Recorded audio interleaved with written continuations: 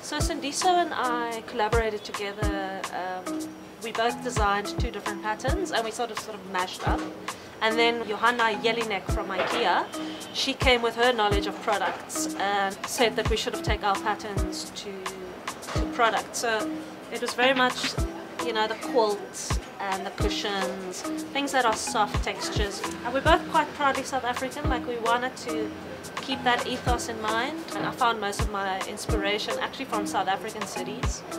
And I love walking around and just capturing, you know, things that people have made, spice markets, really like urban gritty details. I think the thing that I learned from the IKEA process is how incredible collaboration is. I'm Renée Rousouw and I work as an architect and an artist, and I'm from Cape Town, South Africa.